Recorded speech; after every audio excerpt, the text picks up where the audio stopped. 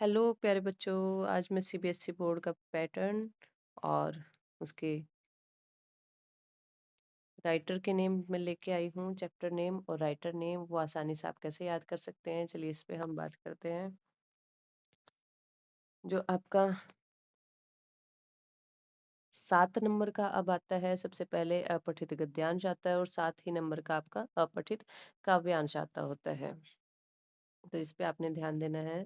इसके अलावा व्याकरण की अगर मैं बात करूँ तो अनुच्छेद आता है, अनुच्छेद आपने लिखना होगा, पत्र आपने लिखना होगा, वो औपचारिक या अनौपचारिक जो स्टेटमेंट दी होगी उसके अकॉर्डिंग आपको करना पड़ेगा। संवृत लेखन जो बायोडाटा होता है, संवृत लेखन के बारे में आपको लिखना पड़ेगा या ऑप्शन में आपके ईमेल मिलेगी, संवृत लेखन या ईमेल में से कुछ एक करना पड़ेगा। विज्ञापन लेखन या संदेश लेखन, इनमें से आपको चॉइस मिलेगी, तो या तो विज्ञापन लेखन लिखे या संदेश लेखन लिखे। तो ये टॉपिक जो आपके आते हैं, ये 4 टॉपिक आते होते हैं जो आपको रचनात्मक लेखन यानी कि खंड घ में आपको करने होते हैं। तो 4 खंड इसके होते हैं, इस सीबीएसई पैटर्न में होते हैं क ख ग और घ। घ में आपका पूरा का पूरा रचनात्मक लेख होता है। इसके अलावा अगर मैं खंड ख की यानी कि व्याकरणीय व्याकरण व्यवहारिक व्याकरण की अगर मैं बात करती हूँ, तो रचना के आधार पर वाक्य के भेद जो होंगे वो आपके खाली रचना के आधार पर होंगे। वाच्य परिवर्तन आपको आना चाहिए, वाच्य परिवर्तन आएंगे 4 नंबर के, 4 नंबर का वाक्य भेद आएगा और 4 नंबर का ही आपका पद परिचय पूछा जाएगा और 4 नंबर के ही हमारे अलंकार आएंगे जो कि शब्द अलंकार होंगे, अर्थ अलंकार होंगे, शब्द अलंकार आपके इसमें 9th कक्षा में आते होते हैं। ऐसे ही जो वाक्य के भेद हैं, ये रचना के आधार पर 10वीं में आते हैं, अर्थ के आधार पर जो 8 भेद होते हैं वो आपके 9th कक्षा में 9वीं कक्षा में आते होते हैं। तो ये आपका 16 नंबर की यहाँ से व्याकरण होती है।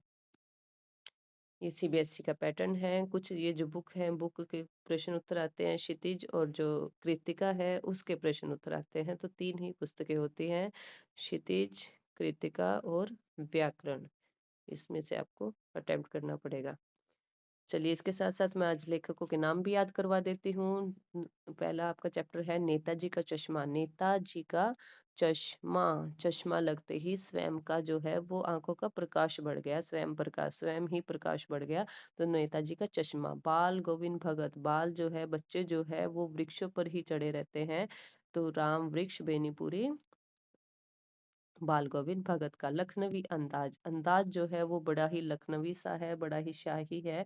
तो अपने यश के लिए वो अंदाज, लखनवी लोगों का अंदाज अपने यश के लिए पाल रहे हैं, ये लखनवी अंदाज। एक कहानी यह भी, एक कहानी यह भी, एक ही कहानी उठाई है पूरे भंडार में से, एक ही कहानी, चुन्नू मुन्नू मुन्नू सी चुन्नू सी एक ही कहानी ली है। तो मन्नू भंडारी, एक कहानी यह भी। नौबत खाने में इबादत, नौबत खाने में इबादत है। तो यतीन्द्र, इंद्र, इंद्र जी के सामने क्या है, सभी के सभी इबादत करते हैं। तो यतीन्द्र मिश्र नौबत खाने में इबादत, इंद्र के सामने सभी देवता झुकते होते थे, उसकी इबादत करते होते थे। तभी तो गोवर्धन पर्वत वाला कृष्ण ने आँख खोलने वाला वो चमत्कार किया था।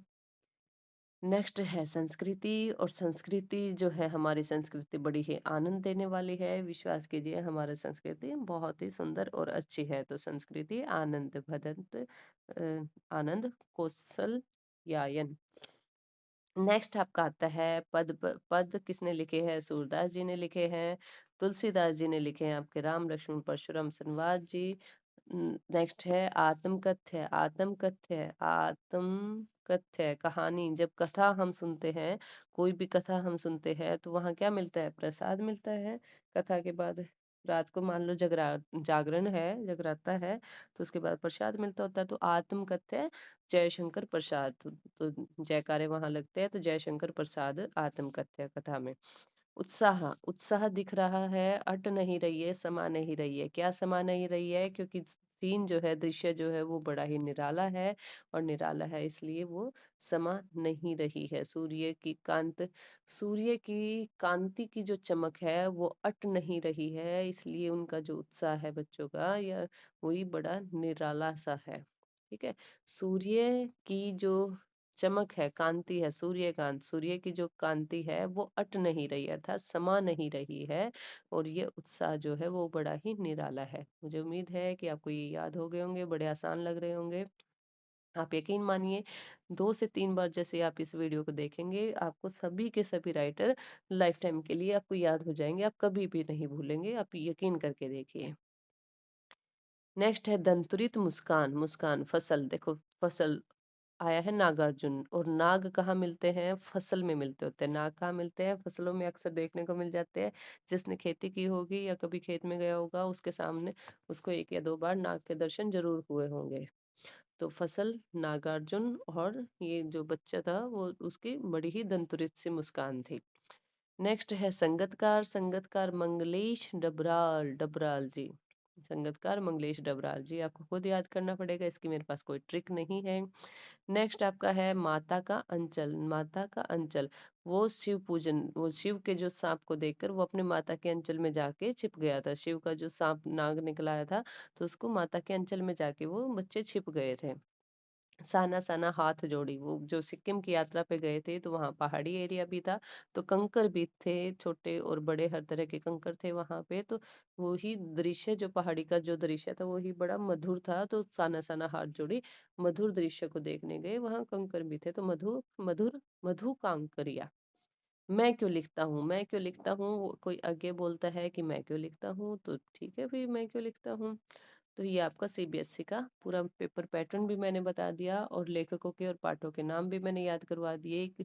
उम्मीद करती हूँ कि आपको बहुत अच्छे से याद हो गए होंगे।